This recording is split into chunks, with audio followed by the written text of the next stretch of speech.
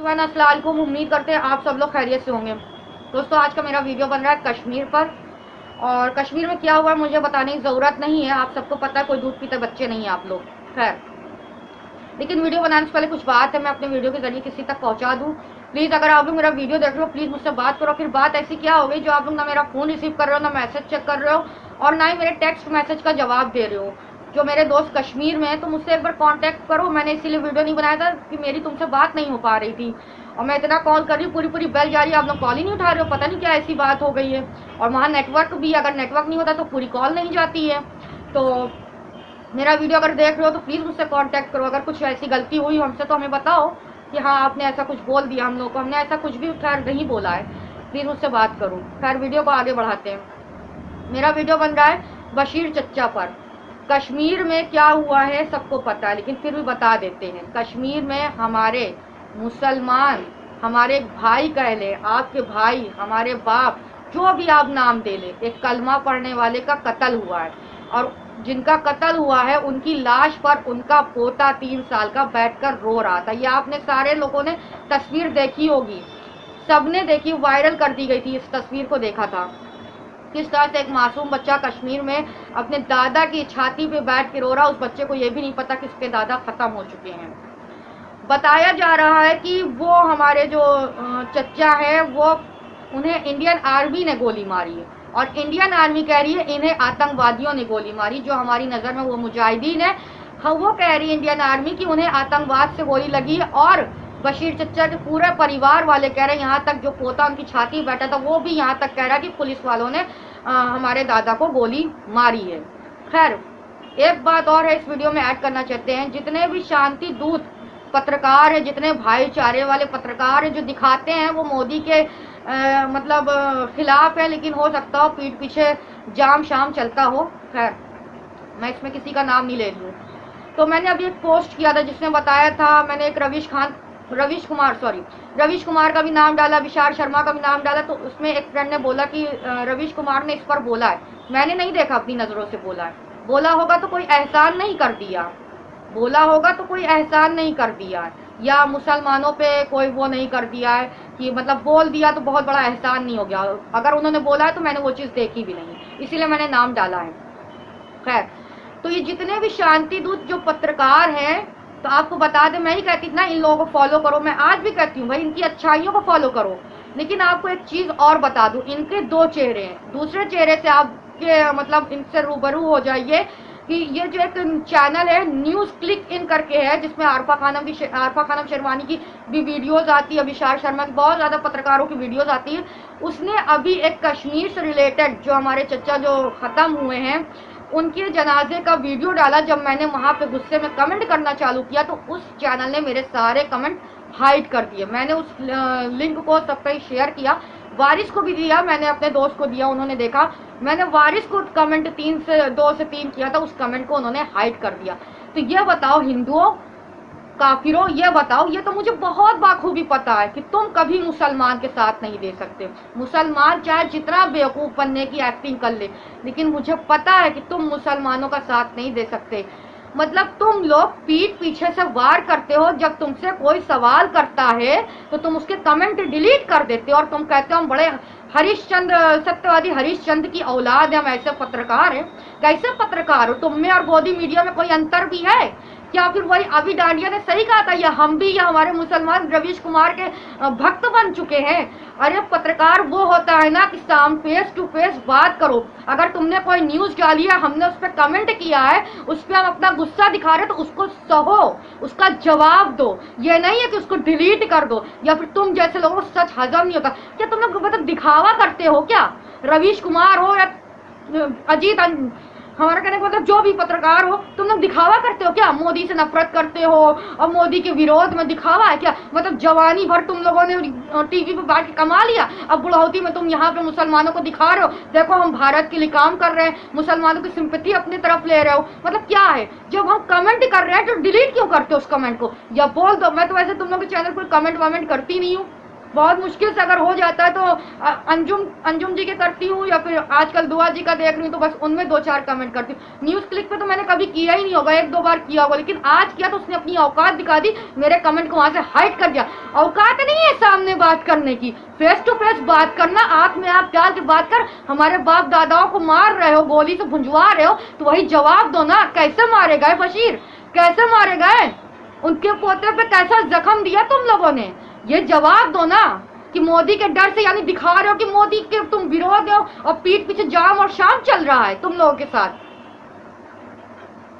खैर, ये तो कभी किसी के हो ही नहीं सकते, चाहे इनके लिए जितना भी कुछ मुसलमान कर दे, ये कभी भी मुसलमान के लिए काफिर होंगे ही नहीं, हो ही नहीं सकते। अरे जो हिंदू जज लोया को इंसाफ नहीं दिला पाया, जो हिंदू गौरी लंकेश को इंसाफ नहीं दिला पाया, तो ये हम मुसलमानों का क्या साथ देगा। इसीलिए तो हम कहते हैं कुरान में जो लिखा है कि मुसलमान, ये काफिर मुसलमान कभी नहीं हो सकते, कभी नहीं।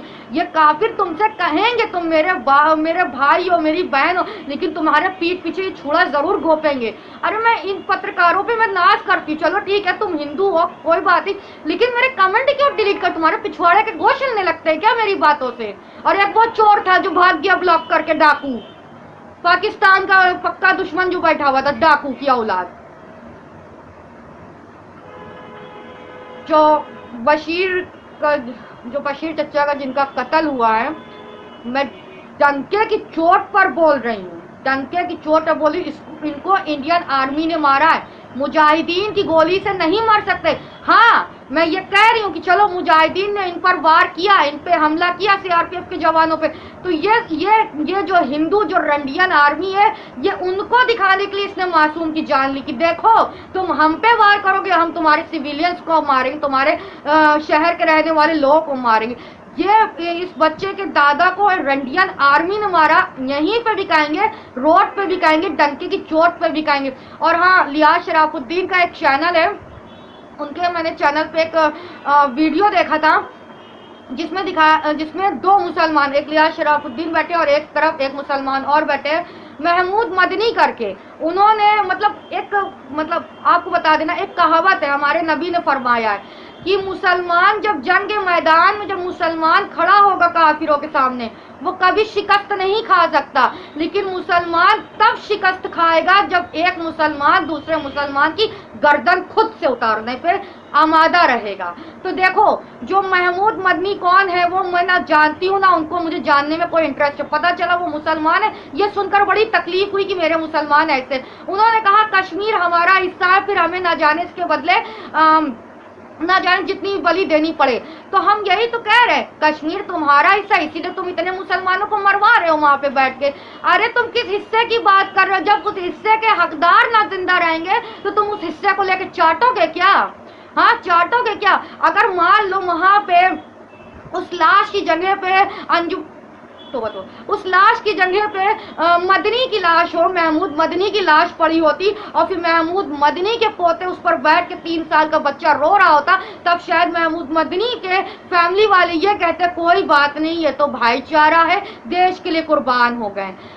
मौत को कभी करीब से देखा है तुम लोगों ने, कभी मौत को करीब, तुम लोग सुनते हो ना, उनकी लिंचिंग हो गई, उनकी लिंचिंग हो गई, तुम लोग खोलते, अरे मुझे क्या करना है भाई, कश्मीरी मारे जाए, गरीब मुसलमान मारे जाए, मेरा क्या जाता है, मैं तो ऐश आराम से हूँ। लेकिन जो शख्स ये भूल जाता है कि उसको भी एक दिन मरना है, जो शख्स ये भूल जाता है, चाहे वो हिंदू हो या मुसलमान, दोनों सुनो, जो शख्स ये भूल जाता है कि उसको एक दिन मरना है, उसकी मौत इतनी बदतर होती है, इतनी बदतर होती है, इतनी बदतर होती है कि 4 आदमी उसकी मौत को देखकर लानत फेंकते हैं कि पता नहीं क्या इसने ऐसा गुनाह किया कि इसकी मिट्टी पे इतनी लानत लोग बरसा रहे, कुदरती लानत बरसने लगती है।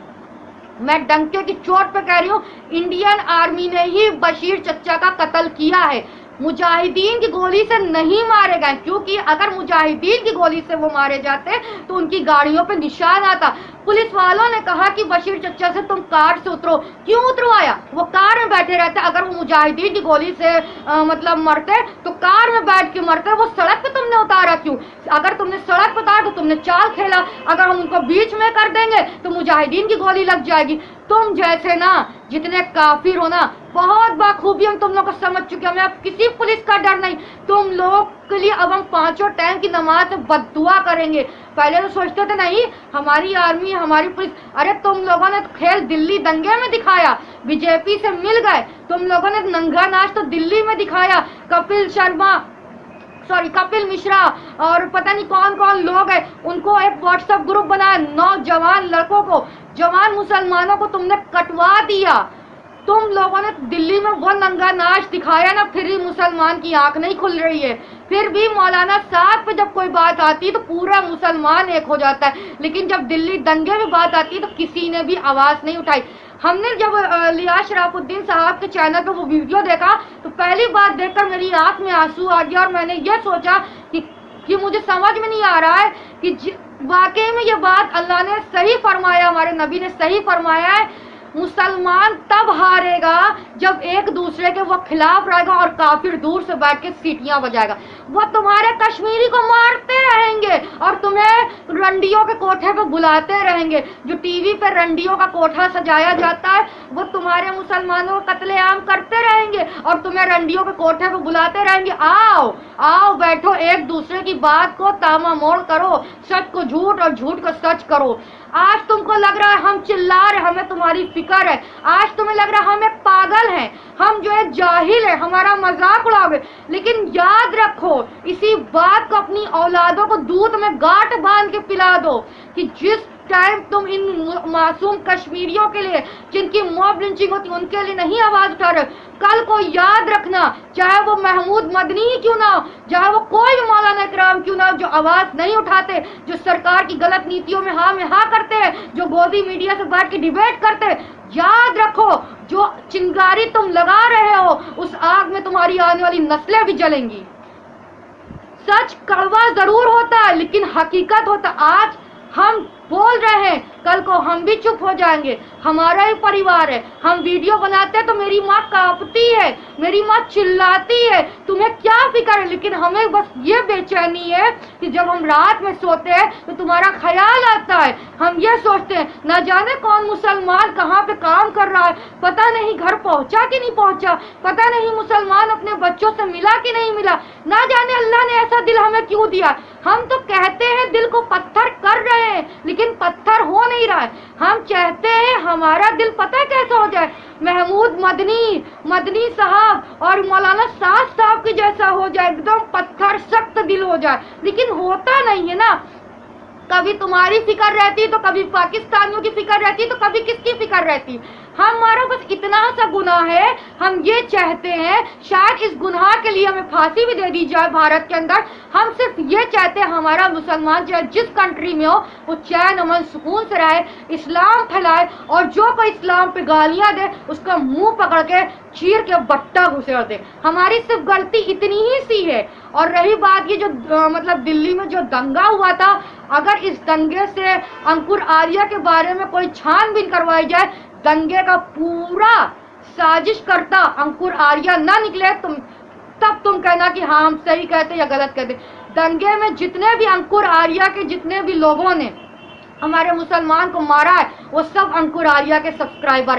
एक बार हम कहते हैं इंडियन ऑफिसर तुम्हारे भी बीवी बच्चे हैं, तुम्हारे भी माँ बाप, एक बार तुम ये भूल जाओ कि तुम हिंदू हो, तुम मुसलमान, ये भूल जाओ। तुम एक बार एक बच्चे के बाप बन के देखो, अपनी बीवी का शौहर बन के देखो, अपनी माँ का बेटा बन के देखो, अपने बाप की बुढ़ौती की लाठी बन के देखो और उसके वो चीज अपने दिल में महसूस करके अंकुर आर्या पे कार्रवाई करो। तुम्हें दूध का दूध पानी का पानी हो जाएगा। कौन भारत को तोड़ना चाहता है और कौन भारत को जोड़ना चाहता है? अरे तुम वही हिंदू हो गौरी लंकेश को तोप के गाड़ आए, तुम वही हिंदू हो जश लोया के कातिलों को सरे बाजार छोड़ दिया, तुम वही हिंदू हो जो तबरेज अंसारी के कातिलों को जेल से निकाल कर फूल माला डाला जा रहा था। अरे तुम वही हिंदू हो, तो तुम्हारे कट्टर हिंदू ही तो कहते हैं तुम नपुंसक हो। एक बार ये सब चीजें हटाकर एक ऑनेस्ट ऑफिसर की तरह बैठ कर, ये तो हम जानते हैं जब तुम ईमानदार ऑफिसर बनोगे हमें कोई पुलिस वाले से इतना प्रॉब्लम नहीं है, नहीं, जब तुम मेरे मुसलमान को मारोगे तो मुझे तुमसे नफरत है। और अगर हम ये कहेंगे तो काफिर कहेंगे कि देखो डर रही है, हम पुलिस के बाप से भी नहीं डरते। तो हम ये कहना चाहते हैं कि एक बार तुम ईमानदार बन के ऑफिसर, ईमानदारी से अपना काम करके देखो, ईमानदार ऑफिसर बन के देखो। हाँ, हम जानते हैं मोदी योगी तुम्हारा ट्रांसफर करा देगा, तुम्हें कहीं दूर भेज देगा, लेकिन अगर तुम ये काम करोगे अंकुर आर्या पे कार्रवाई, तो कल को तुम्हारी आने वाली नस्लों से तुम अपनी नजर मिला सकते हो। तुम ये बता सकते हो, जिस गांधी ने भारत के लिए इतनी कुर्बानियां दिया, जिस मुसलमानों ने अपना खून बहा दिया भारत के लिए, आज देखो, आज हमने अपने गांधी जी के लिए, अपने मुसलमानों के लिए एक देशद्रोही पर कार्रवाई की। खैर, मर्जी तुम्हारी है। अगर ऑफिसर ईमानदार बन के काम करना चाहते तो करो, और नहीं करना चाहते तो हम तुमको तो यूं ही तुमसे नफरत तो करते हैं, जिंदगी भर तुम लोगों से नफरत करते रहेंगे। और हाँ, वो शांति दूत पत्रकार लग रहा है अभी तक दिखाई नहीं दे रहे हैं, शायद मोदी जी के साथ चाय पी रहे या मोदी के दिए पैसे गिनने में बिजी हैं। वीडियो यहीं पे खत्म करते हैं। अल्लाह हाफिज।